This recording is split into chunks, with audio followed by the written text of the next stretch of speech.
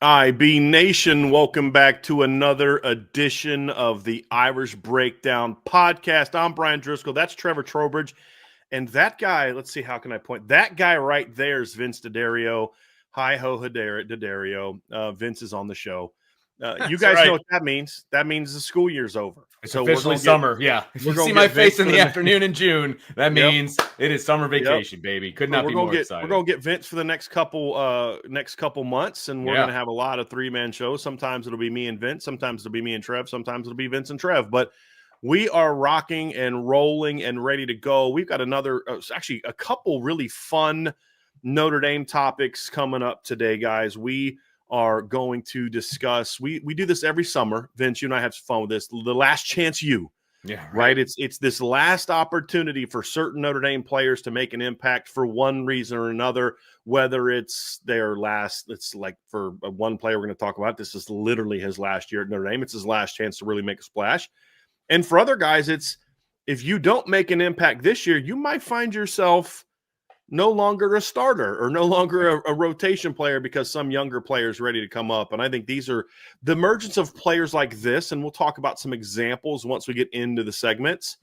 These are very important to his team's success over the course of the years when veterans kind of have that breakout season. Like, we'll talk about it. But we're going to go offense first, defense second. And then the third part of the show today, second big topic, but third section of the show today is going to look at the coaches with the most to prove this season, the returning coaches with the most to prove, because it's an easy thing to say Chris Ash has a lot to prove because he's never coached at Notre Dame. We all know that.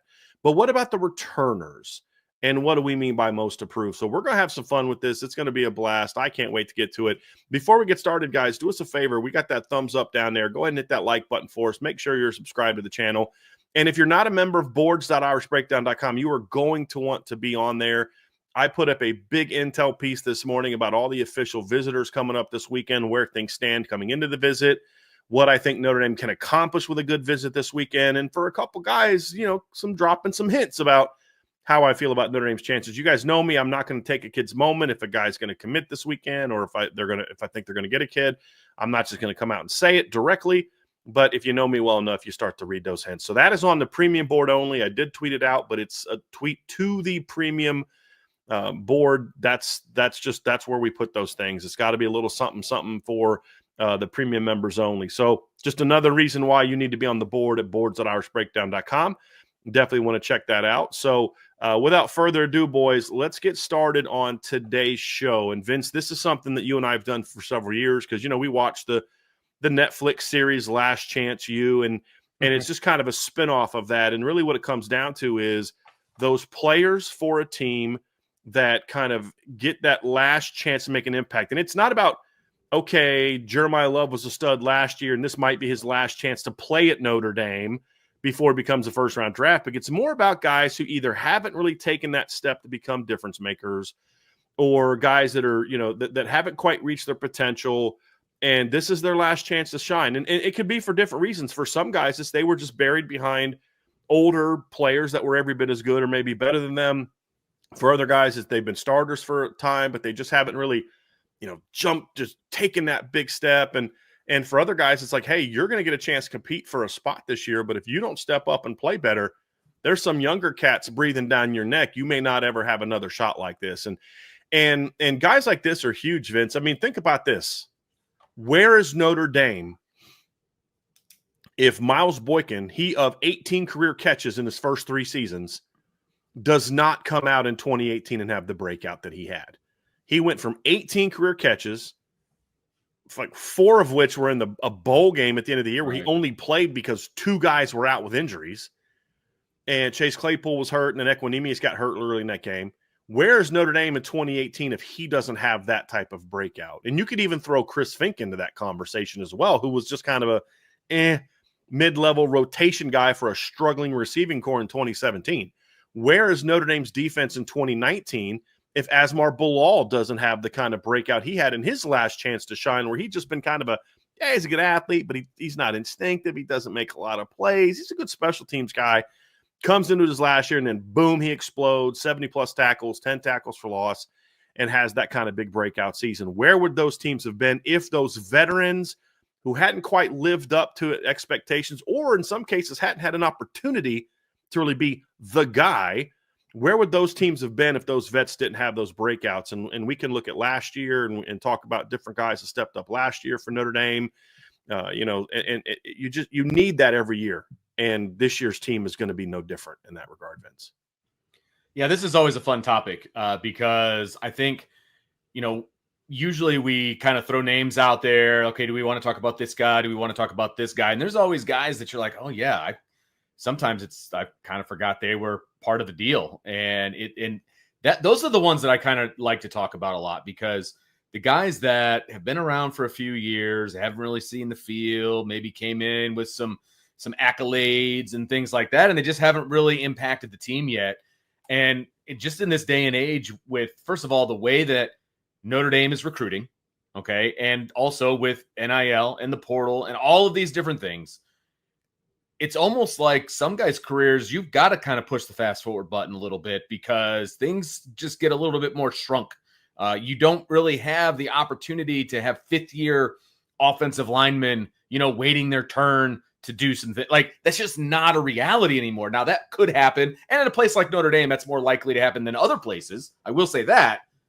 But the opportunity, time-wise, is just shrinking for guys, whether it's self-imposed, whether it's team-imposed, whatever the case may be, it's shrinking. And so, we're going to talk about guys going into their junior season where maybe 5-10 years ago, we may not be having that conversation just yet, because they still have time, and they probably already redshirted once. So they probably have 2-3 years of eligibility left. But now that clock has started ticking a little bit more, especially, like I said, with the recruiting the way it is, with the transfer portal. You get recruited.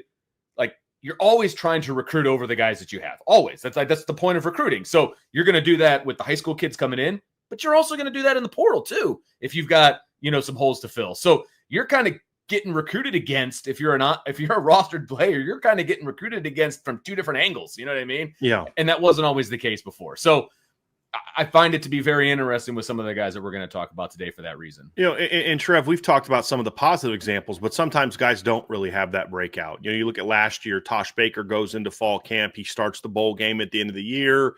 He goes into fall camp with a chance to win a starting job. It's going to be tough because you've got Emil coming along. You've got Jagasol coming back, and then Jagasol gets hurt. You'd think that's a golden opportunity for Tosh, and then he gets beat out by a freshman. So it's not always a positive for these last chance you guys, but the more of these guys that step up, and it's a different expectation for each of the players we're going to go with, but the more of these guys to step up, the better this Notre Dame football team is going to be. Yes, they're young, and it's great to have young talent, but at some point in time, you're going to really need your veterans to step up and be difference makers for you.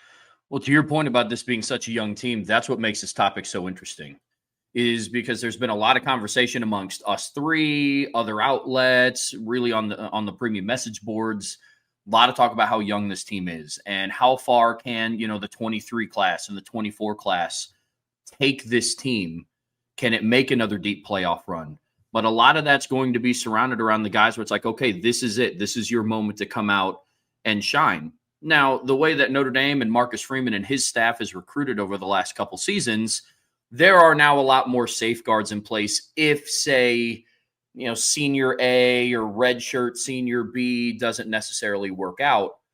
But you want that comfort level of, okay, the person that we're slotting in here is a third-year player within this program, is a fourth-year player, is a second or third-year starter. Now it's time for them to live up to the potential that they had when they first arrived in South Bend. So I'm really happy about the conversation that we're having today. Different light of what we've been talking about so far through the offseason. But a lot of players to talk about on offense and defense. A lot of players to talk about on offense and defense. I'm going to call a little bit of an audible based on the outline I gave you guys before the show. But the player I want to start off with first, because the order we had, I wanted to put two of those guys together because they're actually guys with an extra year of eligibility. I want to talk about a guy on offense that's literally in his last chance to make an impact at Notre Dame, and that's tight end Eli Raridan. We've talked a lot about Eli Raridan before, and his situation is unique because it's been different reasons as to why Eli Raridan is yet to really have sort of that breakout season that a lot of us thought he was capable of having when Notre Dame landed him. Like, when Notre Dame got Eli Raridan, he was a relatively highly ranked player by some, and he was a top 100 player by 247 and On 3. I had him just outside the top 100, but I had him, I believe, at 5-star upside player. You knew there was going to be some work that was needed. He was just getting by in high school on just elite talent. He was going to have to get stronger and develop certain parts of his game. Came out, and then, of course, basketball season. He was a really good basketball player in high school. Tears his ACL.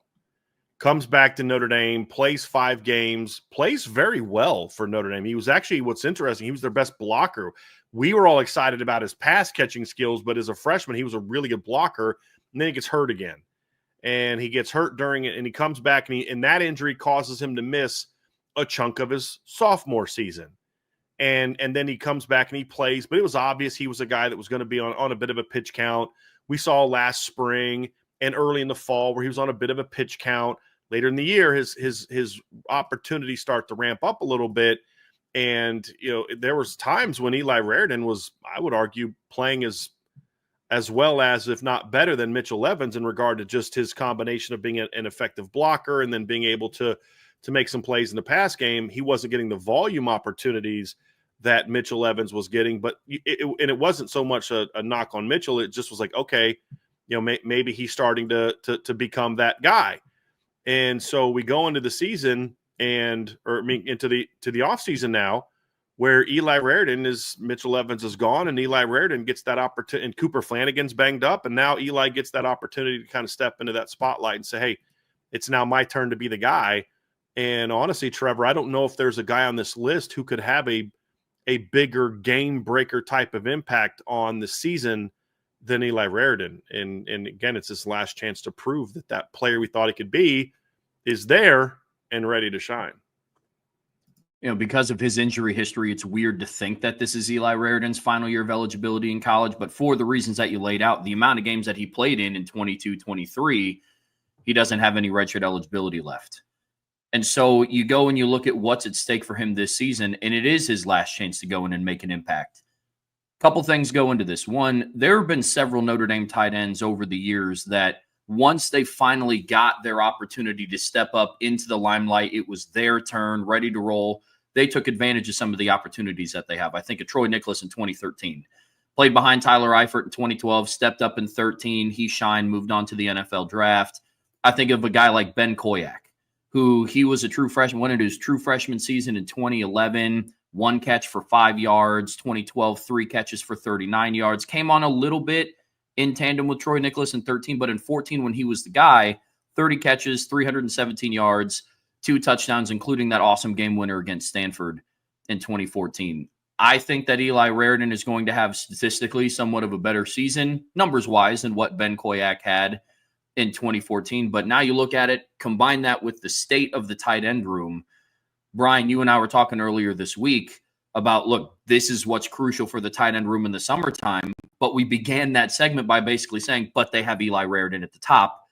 It's about what comes after.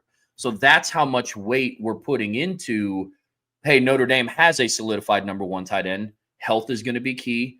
He's coming off of a season where he played in all 16 games, which is a good sign for somebody with the injury history that Eli Raridan had. Yeah, he played in all 16 games last season, and he started in 3 of them. He started against Miami of Ohio, against Navy, and against Indiana. And so limited starting experience, even limited numbers experience, in terms of production. He wasn't like a typical tight end 2 where, you think back to what Tommy Tremble put up as the tight end 2 behind Cole Kmet in 2019. Not numbers like that. I think he had like 11 catches for 90 yards and 2 touchdowns in 2024. We saw him flash in the spring, making plays after the catch. He had some good run blocks in the spring game. He had a really brilliant run after the catch in the Jersey scrimmage that we were all in attendance for. So Eli Raridan is coming into the season, Bryan, I agree with you wholeheartedly, that he could have the most impact, but his season is going to be huge for Notre Dame's offense, especially what it's projected to be this upcoming season. Well, Vince, if you look at the last couple years, the offense, since Michael Mayer left, the tight end position has not really been consistently impactful for Notre Dame. I mean, we look at the production that Mitchell Evans had, and he had good numbers. Wow, if he just doesn't get hurt. But we forget that the first 4 games, he didn't do a whole lot. Mm-hmm. He had a nice game against Tennessee State, but he was shut out against Navy. He had 1 catch for 2 yards. He has as many drops against Navy as he had catches in that game. Gets hurt, doesn't play against Central Michigan.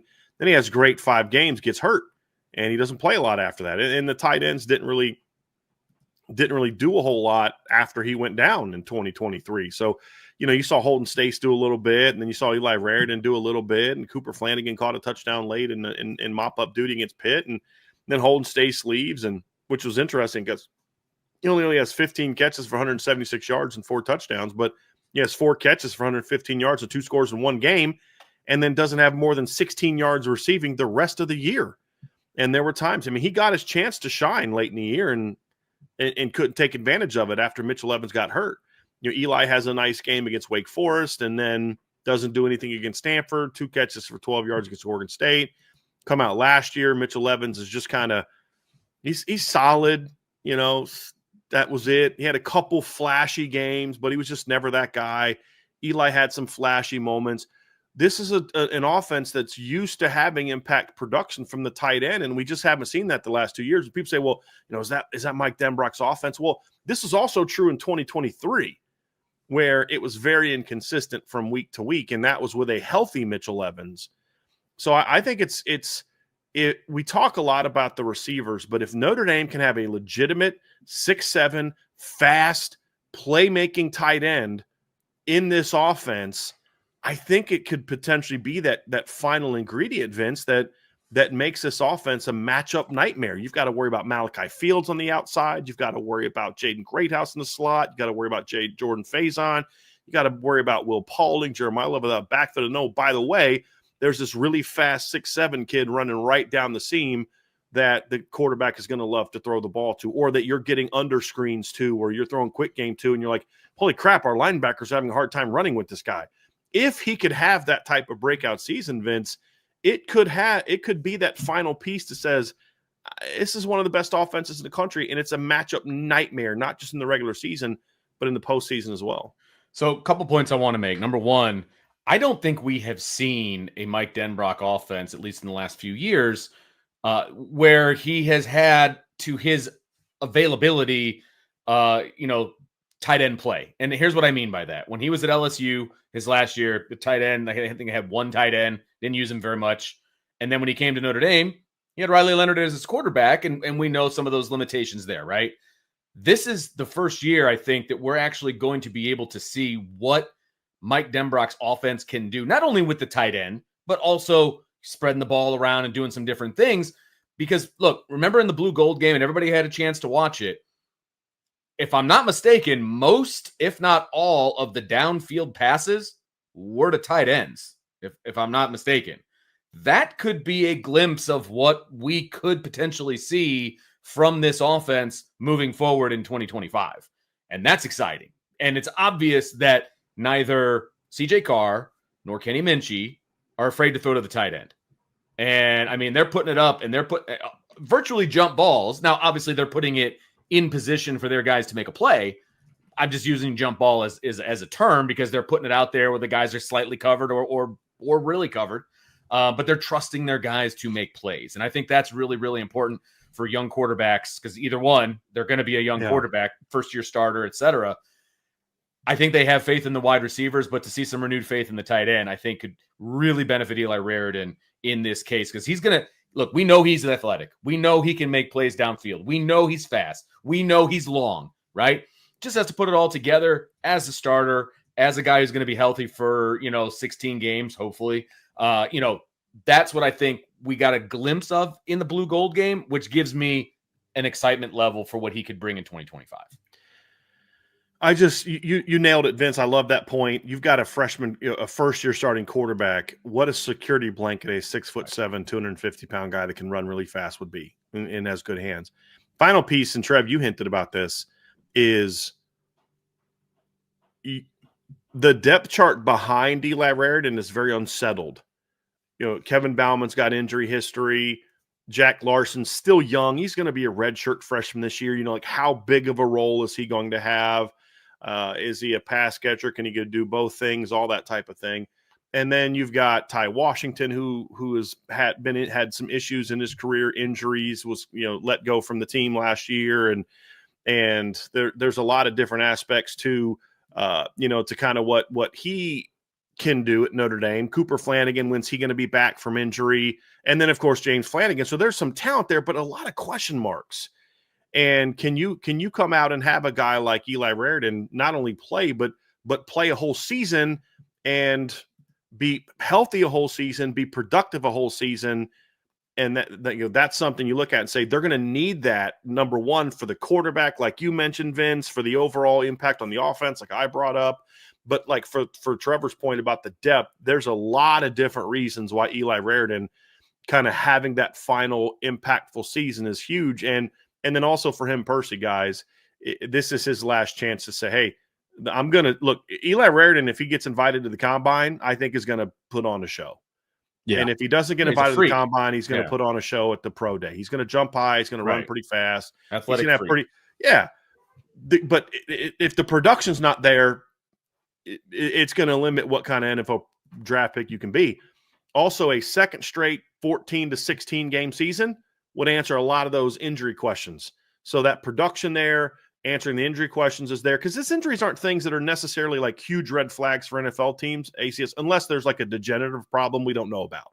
Sure. But just having a torn ACL isn't the kind of red flag medical concern for players now as it was 20 years ago. It was used to be a much bigger deal where if you tore your ACL in college, like that's a giant red flag. Career's over. I mean, you're just never going to be the same athlete. Well, it's different now. The Achilles are kind of that type of injury now for guys. But that's the final piece for Eli Raridan. Is just personally for him, this is a giant opportunity for him to go out there and make an impact, not just for the team, but then also for himself on the next level. So big year for Eli Raridan and his last chance to really go out with a bang. Yeah. I want to move on to another guy, Bryan, if possible here. And it's a different category of guy, right? So we just talked about Eli Raridan, technically a first-year starter a projected first-year starter going into 25. I want to talk about a guy who has been starting for Notre Dame, has been fairly dominant for Notre Dame at times, but I think the consistency or the moving to elite status is what we need to talk about with this particular player, and that's Billy Schrauth. Yeah. And Billy Schrauth, obviously, he's battled some injury. He's been in and out of the lineup. Like it's just been an interesting career for Billy Schrauth. For him. Yeah. So what do you think about Billy? He shows up injured, but like got injured as a freshman, and that kind of tamped down that year. And I thought should have started in 2023. We've had that debate 1,000 times on the show. Doesn't. Steps in the last 3 games of the year, plays pretty well. Anticipated starter in 2024. I thought he was their most consistent lineman in the first 2.5 games of the year. We talked about that at the time, and had some really good moments against A&M and had a pretty solid performance against Northern Illinois, as good as any offensive lineman had in that game. And then he's playing pretty well already against Purdue, and then he gets hurt, another injury, comes back. And I thought the last half of the season was great for Billy Schrauth because it gave him a chance. Hey, you need to be a leader. You've got to be mature. You've got to kind of, really help this young left tackle out, that type of thing. His play wasn't dominant. There was points of it. Like, for example, the Penn State game. I thought Billy was really rough in the first half. He wasn't alone, but he had a really rough first half. And then you go watch him in the second half, and you're like, that's the Billy Schrauth that we all know and love. And there were moments like that for him last season, but I don't think he was ever fully healthy and fully 100%. He gets an opportunity to do that. Now, this is not Billy Schrauth's last chance at Notre Dame. He's a senior, but he's got a year of eligibility. Right. But I do think he's entering that period now, guys, where if he doesn't step up and become that top level, high level impact guard this season, then we just maybe have to come to grips with the fact that he'll never be that guy. And he'll just be a good player because he's a good player, but he'll never be that top 100 caliber player, high level, 5-star upside guy that I thought he had.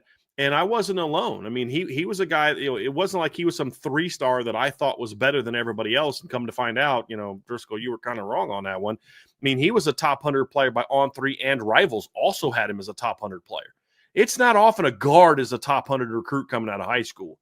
So the talent is there. He's shown the flashes, Vince, but now it's about Billy just taking that final step and becoming a more consistently effective player. And that's the thing for me. I don't know what you think about this, Trevor, but I want to see consistency from Billy first and foremost, because nobody, you'll get the Quentin Nelsons and the Orlando Pace was a guy like that. We've seen some guys throughout our lifetime that, boy, they're just dominant, just like week after week after week. That's not really what I necessarily need from Billy Schrauth, but it's playing at a high level consistently is what I want to see. And then occasionally you have that just monster game where it's just like Denbrock realizes in the middle of the second quarter, hey, we need to be running behind Billy for the rest of the game because he's just on one today. But it's that consistency, that consistently high level of play where he's doing his job and doing his job well, snap after snap, week after week. That's what I want to see from Billy Schrauth. And look, you've got 16 starts under your belt now. It's time for that to become that piece. And if he can be that, man, that left side of the line with him and Anthony Knapp could be really, really effective in the run game. And then again, that veteran presence can continue to help Anthony Knapp come along and help Will Black come along if he's ever thrust into the lineup. Should, let's say, Anthony Knapp goes down and now you've got to play Will Black, having that veteran player there is going to be huge for Notre Dame. But having him play at a high level is even more important for an offensive line that is going to be this team is going to go offensively as far as its offensive line takes it. We can talk about quarterbacks and running backs and receivers and all that kind of stuff. This team's success ultimately is going to depend on how well this offensive line plays. And that's going to be a theme for a couple different parts of this show. But Billy Schrauth, if they're a Joe Moore award-winning team at the end of the year, Billy Schrauth is going to have to be a key point at part of that. Yeah, you touched on a really good point about consistency, and it's consistency at multiple different levels. It's game to game. It's week to week. It's drive to drive. It's quarter to quarter sometimes with Billy Schrauth. There are moments very similar to how we talk about Anthony Knapp in the run game. Man, this guy's dominant. Every play needs to be called behind 74 and 54. And then there's other moments like, dude, what are you doing here? You look at him from a pass protection standpoint, the numbers look great. He only allowed 1 sack all year against USC. He only allowed 3 total pressures the entire postseason, according to Pro Football Focus, which is really, really impressive. But then you go back and you look at how his run game performance was in the postseason. There was a dip. In the postseason, Billy Schrauth graded out, again, according to Pro Football Focus, at some of his lower grades throughout the season. And it was reflective based on the rushing output that Notre Dame had in the postseason as well. And so if he can just live here and not so much at, riding the wave of this week I'm great, this drive I'm great, this quarter I'm great, find the in-between and start being that more consistent player. Yeah, couldn't agree more. Could not agree more about the offensive line. You know me, I like to put stats on things, and I have something that I'm going to put on the board, and I'm actually going to just kind of bring it up now and give you guys an example, Trevor, and it speaks to how steady Billy was last year in the pass game. And let me just pull this up real quick, get this over here. But, I like comparisons, right? How does a guy stack up? And what's interesting about Billy last year is even though he missed a chunk of the season because they played 16 games, he was able to actually play a lot of snaps last season. So when you look at how his numbers kind of stack up against some of the other, like better guards that Notre Dame has had in recent seasons, you look at where Billy was last year, his overall grade was not great, which speaks to your point, Trev. His run blocking was not where it should have been last season. But you look at where his pass blocking grade was last season, and it stacks up very well to where Alex Barrs was in 2017 and 2018. And you look at his number of snaps at 363 right here. It's not too many. It's only 21 snaps fewer than what Alex Barrs played in 2017. And Alex Barrs is off to an elite start in 2028, and his numbers fare quite well to where Alex was even then. You look at it towards Aaron Banks' first full year as a starter, and then look at the jump Aaron made in year 2. And, of course, we see, his numbers compared to Jarrett Patterson, and you see his numbers compared to Rocco Spindler. who was the veteran guard that Notre Dame had the last 2 seasons. From a pass pro standpoint, Billy Schrouth was really good last season. And now it's just going to be about, okay, can he take his game to that next level to where he's able to do that consistently? Because even within those numbers, I still don't think he was effective, because there were games, Trev, where I thought Billy was not as good, but he was just so much better than the guy he was going against that it kind of masked a little bit that his footwork was a little bit choppy and he wasn't quite as dominant as maybe he should have been. But, at the end of the day, he performed very well. And what's funny is 8 of it, and this is the point, he had 8 pressures last year. Those came in 3 games. Yep. He had, if you look at Billy last year, he played in, what was it? It's like full games. He played in 4, 5, 6, 7, 8, 9, 10, 11, 12. Played in 12 full games last year. Did I count that right? 5, 6, 7, 8, 9, 11 games. Played in 11 full games last year. Gave up 8 pressures. That's an average of 1 a game. But that means in 8 of the 11 games he played, he did not allow a single pressure the entire game. But he gave up 3 to Florida State. Like, what? What's going on here? Gives up 2 to USC, including the only sack he's given up all year. Gives up 3 to Indiana. But then you look at what he did against Georgia. Strong in pass pro. Now, they didn't pass a lot, but he was strong. He was very good in pass pro against Penn State. It was his run blocking that was inconsistent. Ohio State, pretty darn good in pass pro for most of the game against some pretty good defensive tackles, but it was his run blocking that wasn't where it needed to be. But that's the inconsistency you talk about, where in one game, Billy's out there just dominating in pass pro, or just steady as can be, one of those. And then the next game, he's given up 3 pressures to flip in Florida State. So those are the things that they speak to, is like, this is the chance for him to really become that high-level player. And I think it's also true, Vince, and I'll kick it to you as we move to the next guy, but right next to him is Ashton Craig, who is a guy that is in Billy's class. They have had, I got to find this statistic, but in the 6 games, actually, I'm going to add it up while you're talking, Vince. When Billy and Ashton stepped into the lineup together for the first time was against Wake Forest in 2023. Notre Dame averaged over 250 rushing yards a game those next 3 games. And they were off to a pretty good start as a tandem last season. And I would argue that they were probably their best 2 blockers against Texas A&M consistently. And then they were pretty solid. And of course, they both go down early against Purdue. This is a big opportunity for Ashton Craig, because you got to prove that you can stay healthy. We hear a lot about how he's a leader in the room, but you can't be a leader when you're standing on the sidelines and can't play. And he's got to clean up some aspects of his game. Ashton had a couple really silly penalties last year. You're just like, dude, you're dominating that guy. Like, he had a dominant block on a linebacker on the long run by Jadarian Price where he gets called back. And you're like, there's no need for that. But Ashton Craig's a guy where if he doesn't step up this year and stay healthy, then Notre Dame may say, hey, we got this Gerby Lambert guy, we got this Will Black guy that are kind of ready to play. We're not taking Anthony Knapp out of the starting lineup. Maybe he can find a home at center since Ashton Craig's not playing well, or Ashton Craig is not healthy again. But man, Vince, I'll tell you what, if Ashton Craig can be healthy and all of a sudden he's playing like the guy we're capable of, and you've got Craig, Jagasol, and Schrouth all playing the way they're supposed to play, and that's why these 2 are both here, look out. Inside zone and duo is going to be a really nice play for Notre Dame next year, my friends.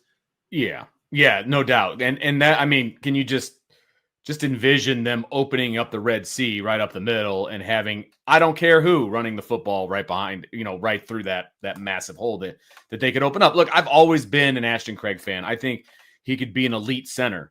He just hasn't had a chance to put it all together yet. And to your point, when you pair him up with those 2 guards, good things are going to happen, right?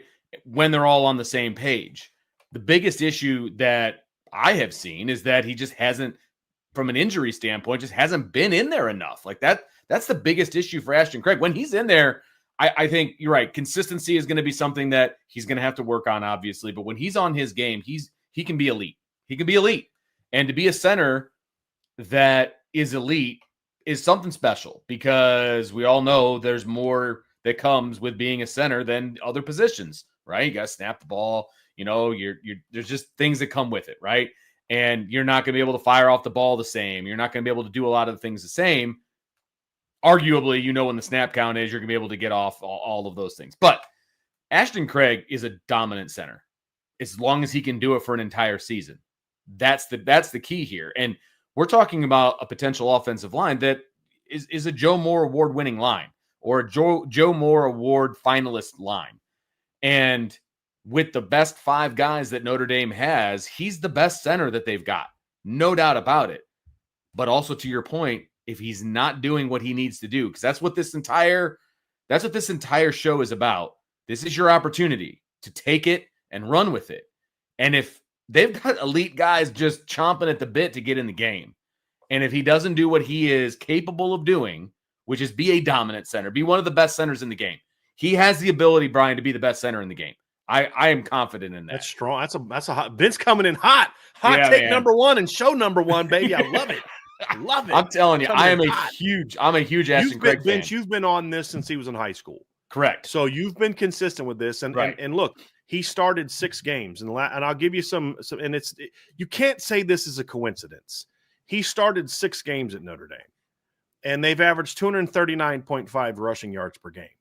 In the last 2 seasons, Notre Dame has rushed for 300 yards only twice. Actually, I'll go even further. In the last 4 years, Notre Dame has only rushed for 300 yards in 2 games. Ashton Craig started both of them. Billy Schrouth started both of them. Right. That's not a coincidence. No, it's not. Right. I mean, and to your point is when he's been healthy and on the field, correct. Been a pretty good play. I mean, his play late in 2023 is why Notre Dame said, "Hey, Zeke Correll, we love you, but you're not going to start next year." No, 100%. And that's why Zeke went to NC State and was a 3rd-team All-ACC player. Right. You say, well, did Notre Dame make a mistake? Well, they couldn't have known he was going to get hurt. They couldn't have known that. And you needed to give Zeke an opportunity to go somewhere and play, not promise him he'll come back. And I don't love how they talked to Zeke about it, but I didn't have a problem with the overall point, which is, hey, we don't think you're going to start here. And I think your best chance may be somewhere else, as opposed to saying, no, you're our guy, lead him to coming back. And then all of a sudden you start, because he's your security guard in case Ashton doesn't pan out or gets hurt. Right. I'm okay with the decision they made. I know some things about how they did it that I think was inappropriate and not respectful enough to a kid who had given you what Zeke Correll had given you, but I had no problem with the decision. You couldn't have known he got hurt, but that's how well he looked in practices leading up to the moment he was thrust in, because he actually got on the field before Billy did, because he actually stepped into the lineup against Clemson when Zeke got hurt against Clemson and played pretty well in that game. Right. And, it's just – he's just got to stay on the field, man. That's exactly. Yes, 100%. Consistency and health. Those are the 2 biggest things. If he can do that, he is going to be in the conversation for one of the best centers. I firmly believe that. So very, very excited about Ashton Craig, and I really, really hope that he's healthy for the entire season. And consistent. I'll say this, Trev, and you tell me, agree. Vincent, I'll go to Trev first and Vince second, and I want to know what you guys say on this. I don't think Notre Dame can be – look, I think Notre Dame has an opportunity to win the Joe Moore Award this year. I think their line should be that good where they're at least a finalist for that award. I don't think Notre Dame can end up being a finalist for that award where they actually deserve that spot. I mean, we've seen sometimes where teams are on there and they're just because their team is pretty good or they're putting up numbers, but where they deserve to be a finalist for that award if these 2 players don't have sort of that performance where, look, if you don't do it now, it's not going to happen. And that's what we're talking about here. And I think if they don't perform to that level, I think they are ultimately the key to how good the line's going to be. I know what we're going to get from Jagasaw if he's healthy. I know what I think we're going to get from Knapp in the run game. We'll see about pass game. I think we have an idea of who Emil Wagner is. Those guys all play at a high level, but your center and left guard are still inconsistent. You're going to be inconsistent, but you're going to be pretty good, but not elite. They could be maybe a Joe Moore Award semifinalist if they're just okay, but not a finalist, not a team where the line is driving the bus all the way to the championship game. I think these 2 guys are that important to that success. Trev, do you agree or disagree? I couldn't agree more. You go back and you look at some of Notre Dame's dominant offensive lines in the past. I think 2017, a lot of conversation around Mike McGlinchey and Quentin Nelson, rightfully so. Sam Mustafer had a great year in 2017. It was his best season by far at Notre Dame. You go back and think of the 2015 offensive line. A lot of conversation on Ronnie Stanley at left tackle, Mike McGlinchey at right tackle. Nick Martin had a fantastic year at center. Jarrett Patterson in 2020 didn't allow a single sack in all of 2020 before he got hurt. Ashton Craig, Billy Schrauth, that duo right there is absolutely going to be home to it because there is a lot of attention going to Charles Jagasaw, going to Emil Wagner. He's gotten a lot of preseason accolades. Anthony Knapp was a true freshman All-American last season. But those two guys, Bryan, I couldn't agree more. What say you, Vince? Oh, there's no doubt about it. I think the talent level is excellent at Notre Dame right now with the top 5 guys that they want to be on the field. The best part about the entire situation, and I see guys are kind of chatting about it over in the chat, is there's guys banging at the door too if these guys don't do what they're supposed to do. And that's a good problem to have. In the show today. Right. That's why they're in the show today. Yes. It's not a breakout candidate show. It's a last chance show because if you don't perform to that level, whether it's Sullivan Absher or don't sleep on Joe Otting or it's Will Black or Gerby Lambert who then say, hey, because Notre Dame is showing, hey, we'll move people around to get the best 5 on the field. 100%. And let's say that Ashton is, and let's say Yeah. Ashton is struggling or Billy is struggling or they get hurt again. They may say, hey, listen now, we're going to go into this thing and we're going to go ahead and just say, hey, you're not getting it done. Gerby's having a great practices. He's ready to play. So we'll put him in the lineup, maybe at left tackle, and we're going to slide Anthony Knapp into your spot. Or, hey, Will Black is ready to play, man. And the only thing I don't know what's holding him back right now, except that there's not a spot. You're not getting it done or you get hurt again. Maybe they slide Anthony Knapp inside the center guard, let him focus on being a run blocker first and a pass blocker second, where I think he could be elite. And now Will Black is in there. So to the point, and people, like you said, people in the chat are talking about that, Sullivan Absher's not going to take being a backup line down. Correct. Joe Otting, they're both in Sullivan, they're going into their junior seasons. They're not just going to say, well, I'm a second teamer. It's going to be fun being a back. No, they're going to say, hey, I got to prove myself. I got to show that I'm ready to play, where if this guy, maybe I can beat this guy out, or if this guy gets hurt, or if this guy's not playing well, hey, coach, put me in. And, look, every second teamer's got to get themselves ready. I'm going to Wally Pip you if you get hurt. Well, don't even dream of getting hurt for a period of time with the young offensive lineman on this roster. And that's why they're in this last chance conversation as opposed to sort of more of a breakout conversation. And we did mention Billy as a potential breakout player, but this is a different look to it. They are very important to this team's success, but if they don't step up, they're going to find themselves, as part of some coaching conversations about do we have the best 5 on the field. I do want to reiterate, I personally do think right now with some injuries and some things that are going on, these are the best 5. In my opinion, these are the best 5 going into fall camp. We'll see if that comes to fruition by the end of fall camp. And I look, if I'm the coach, yes, this is my starting 5. This is what we're going to roll with going into camp, but no job is safe. If somebody's going to outplay somebody else, no job is safe. And that's exactly what you want. You want that competition. You don't want the complacency that can come with, the guy behind me, it's not going to happen. You know what I mean? You want the iron sharpens iron, whatever cliche you want to use. I do believe this is the best 5 right now, but I'm cool with there's changes because that means somebody's knocking on the door real hard. Well, and to your point, Vince, to back that up even further, last season, it wasn't necessarily in this category, some of these guys that we're talking about, because the offensive line went into the season at Texas A&M with 6 career starts. Right. And they were all Billy and Ashton. Literally, to where now you're going into the season with 54 combined starts under your belt in the presumed starting offensive line. Big difference. Which is why now it's okay, you now have the experience. You've played in the big moments. Even Ashton Craig, who was hurt, unfortunately, has postseason experience. He started against Oregon State. Not the same as the semifinals and the Orange Bowl against Penn State, albeit, but still has postseason experience. Hammers the point home even more, man. I'm with you. He starts against Texas A&M in a crazy environment. His first game as the the true starter, meaning he wasn't filling in for someone. His first 3 starts in 2023 were as a replacement for Zeke Correll. And I've said this a million times, Vince, you know this. This is true in baseball. This is true in football, 2 sports you've coached. It's different coming off the bench and starting in as a replacement for someone. It's a different level of pressure for you than it's, hey, I'm the guy.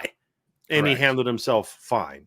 Yeah. But that's got to continue, because once you get injured and miss that much time, 13 games for Ashton, all bets are off. You got to prove yourself again.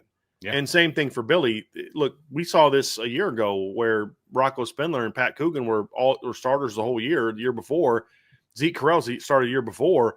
Your entire interior got replaced, and not replaced because they were injured per se. Their injuries led to opportunities for other players. But I mean, Sam Pendleton just started over them.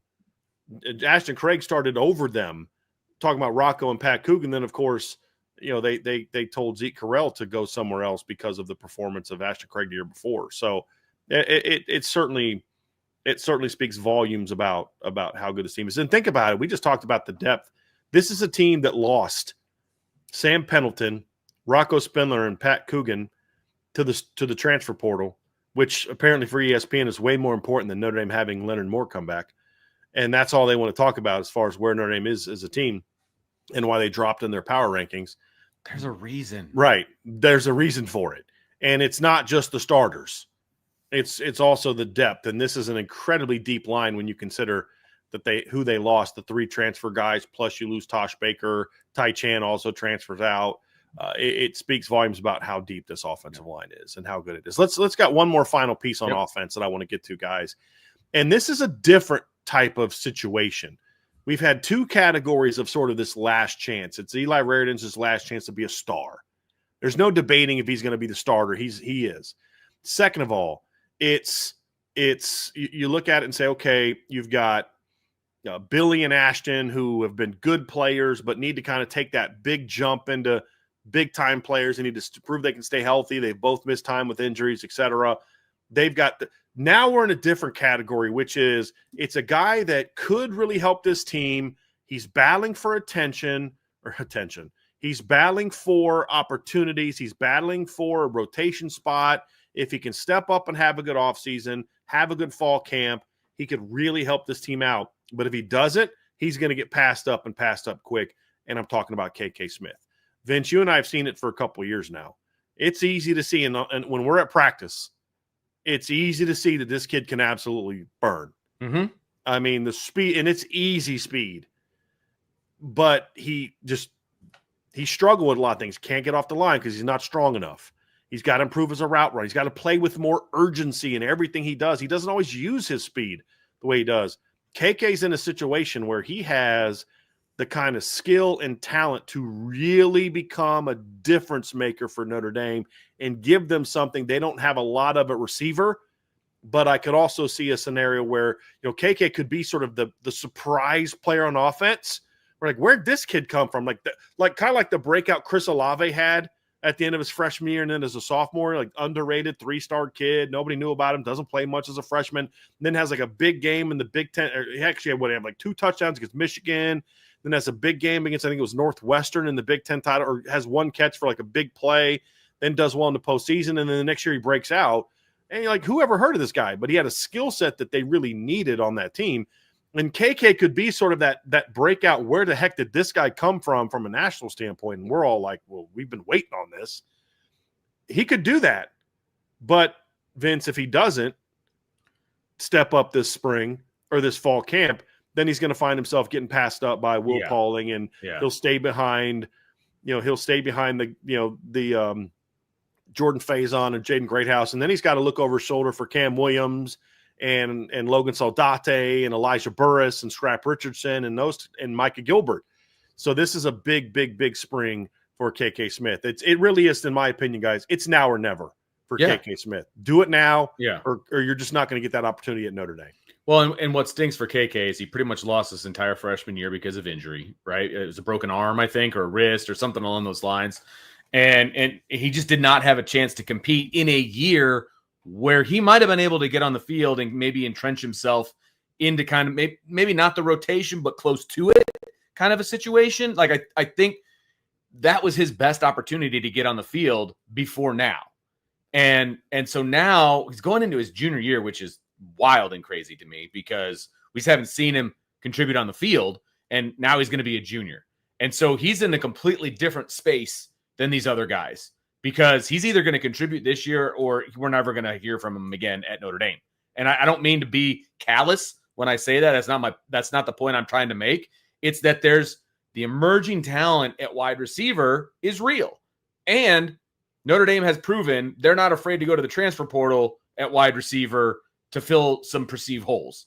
And so this is it, man. And he's going to have a battle ahead of him too. I want to be real clear on that. This isn't a situation, in my opinion, that is similar to like an Ashton Craig or a Billy Schrouth where they're the starter, they're returning. They've got to battle off the guys from behind them, but really it's them. They need to do what they need to do.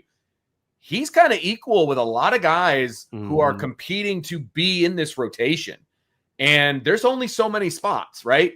And it feels like there's a bunch of guys for like 2 spots. Like that's what it feels like.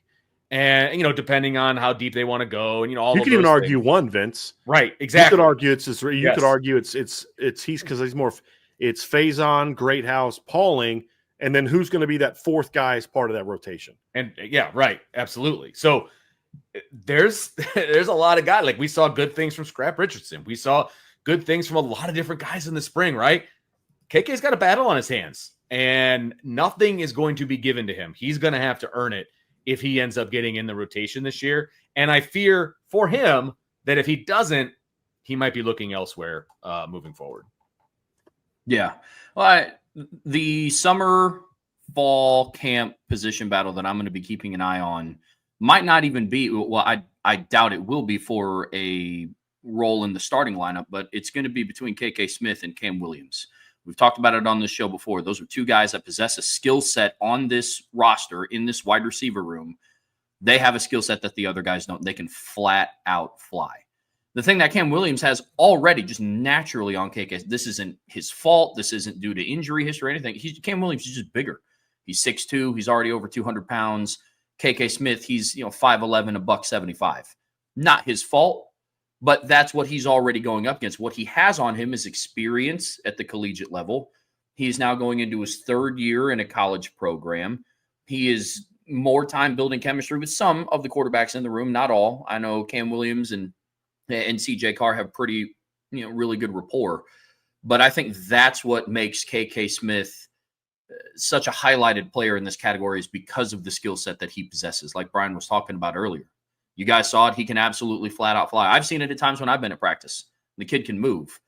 But at some point, the coaching staff, I have to believe, won't continue to hold other players back while they wait for somebody else to catch up. And that is why KK Smith is at the fear of being passed up. I think some people can hear that and say, oh, it's because he sucks. No, he doesn't suck. Notre Dame they recruit and evaluate talent at a very high level. They've proven that. And the wide receiver room, it's going to start to come to fruition a little bit. Cam Williams is a light bulb clicking on away from seeing really meaningful minutes this season because he's 6'2", 205 and can flat out move. KK's got to step it up this offseason. He's absolutely in this category. I agree. I think that's good for the offensive conversation, guys. I want to get over to the defense next because it's actually a little bit of a bigger list. I mean, there's some other guys we could talk about that are backups that maybe could fit into this category. Sullivan Absher. Is this the last chance he has to really push for an opportunity? Christopher Terrick's one of those guys. Joe Otting with the presence of Cam Herron and who they're recruiting in the 2026 class. Those guys kind of really prove themselves. You look at a guy like Gerby Lambert, and it's not last chance for him, but it's a big season for him. There's a lot of guys that could go into this mix, and there's other guys that some people may say, hey, they need to be in there, but it's not. If Cam Williams doesn't step up this year, his career's not, Notre Dame's not over. It's a different situation.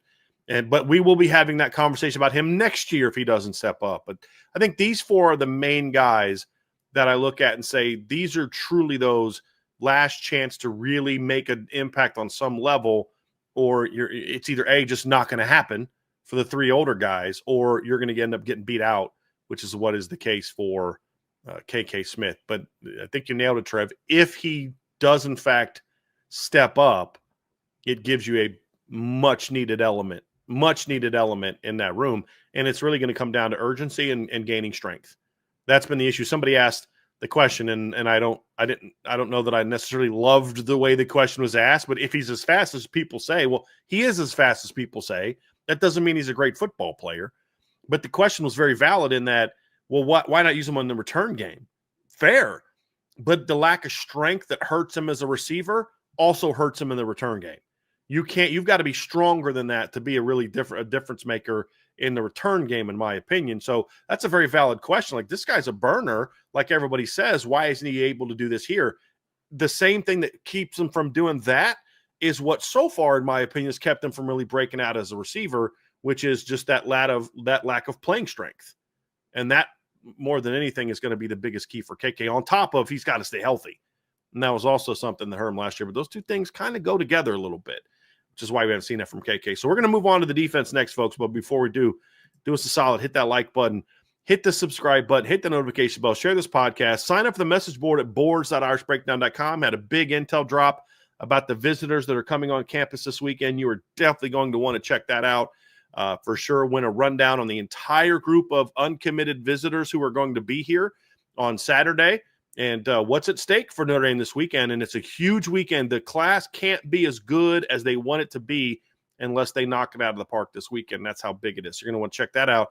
And it's for premium members only. You can find it at boards.irishbreakdown.com. Tristan Shoup signed up for the message board yesterday. He finally took that plunge. And so I hope he's excited and liking it. Pretty good first day, full day for him. He gets that intel. Definitely want to check that out. Can only be found at boards.irishbreakdown.com.